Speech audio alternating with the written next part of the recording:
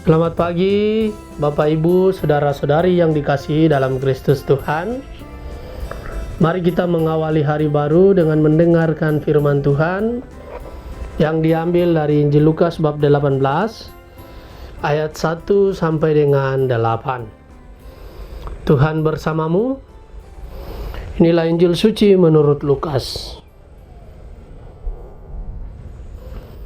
Pada suatu ketika Yesus menceritakan suatu perumpamaan kepada murid-muridnya untuk menegaskan bahwa mereka harus selalu berdoa dengan tidak jemu-jemunya.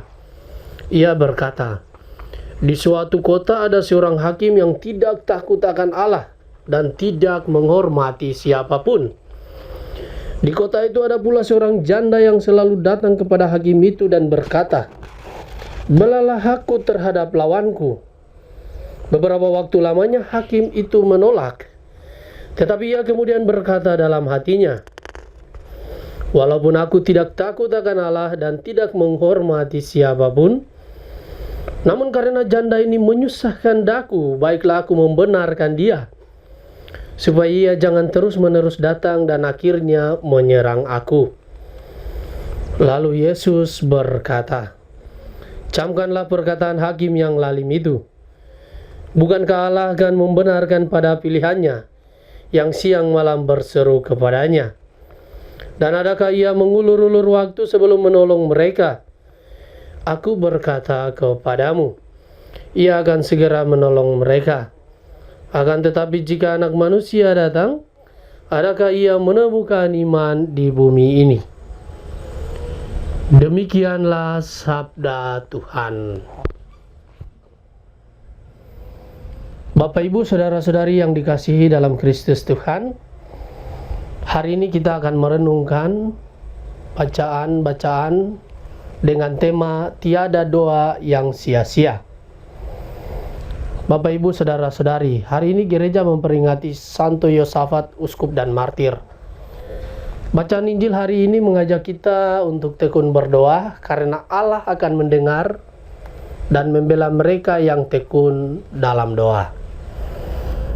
Tekun berdoa di sini hampir sama dengan yang dimaksud oleh Yesus dengan mintalah, carilah dan ketuklah, maka kamu akan mendapat.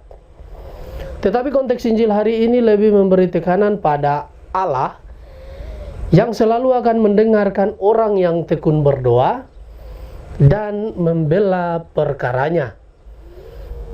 Tidakkah Allah akan membenarkan orang-orang pilihannya yang siang malam berseru kepadanya?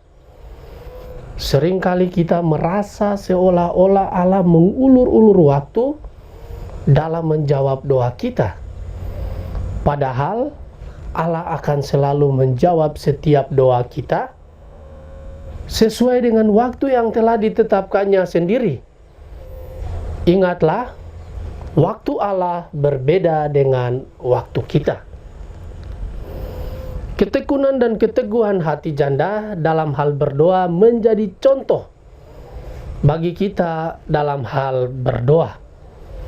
Dalam saat yang berat dan sulit dan terlebih dalam masa penghakiman terakhir, hendaknya setiap orang Kristen dapat bertahan dan berkanjang dalam doa dan kepercayaannya, serta tidak lekas putus asa jika seolah-olah doa kita tidak atau belum dikabulkan.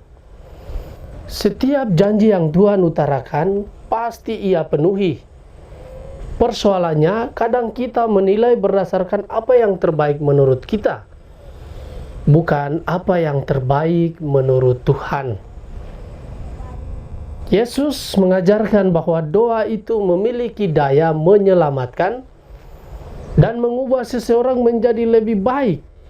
Sekalipun jawaban Tuhan atas doa-doa kita bisa saja bukan pada saat itu, karena mungkin Tuhan ingin menguji ketekunan dan keteguhan hati kita. Karena itu, sebagai anak-anak Allah, kita diingatkan untuk tidak jemu-jemu berdoa, sebab berdoa tidak pernah akan sia-sia. Doa bukan sekedar rangkaian kata-kata indah, tapi ungkapan iman. Doa bukan hanya senjata untuk meminta kepada Tuhan apa yang kita butuhkan, tetapi sebagai sarana untuk membangun hubungan yang intim dengan Tuhan sendiri. Bapak, Ibu, saudara-saudari yang terkasih, dalam warta Injil hari ini, Yesus mengajar para muridnya untuk berdoa dengan tekun. Jika seorang hakim yang kejam bisa mengabulkan permohonan seorang janda yang terus-menerus datang menuntut pembelaan haknya, tidakkah Allah yang Maha Penyayang lebih lagi mengabulkan doa setiap orang yang mengetuk pada pintu belas kasih-Nya? Tetapi patut diingat, Tuhan mengabulkan doa atas cara terbaik menurut kehendak-Nya, bukan kehendak kita.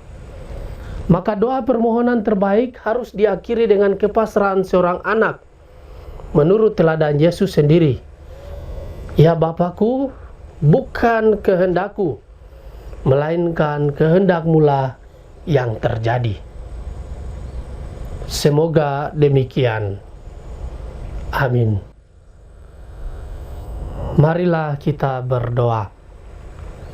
Tuhan, pagi ini kembali kami naikkan syukur dalam doa dan permohonan. Terima kasih sudah menjaga kami saat tidur maupun bangun. Terima kasih untuk udara sejuk dan segar di pagi hari ini. Tuhan, kami hendak beraktivitas. Kami mohon tuntunan dan pemeliharaan-Mu.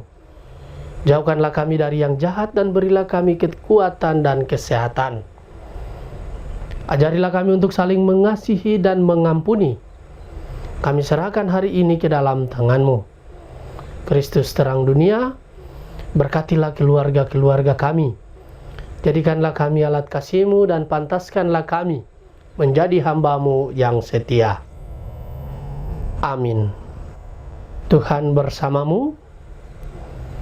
Semoga keluarga kita, orang-orang yang kita kasihi dan kita doakan, juga seluruh aktivitas kita di hari ini senantiasa dilindungi, dibimbing, dan diberkati oleh Allah yang Maha Kuasa, Bapa dan Putra dan Roh Kudus. Amin.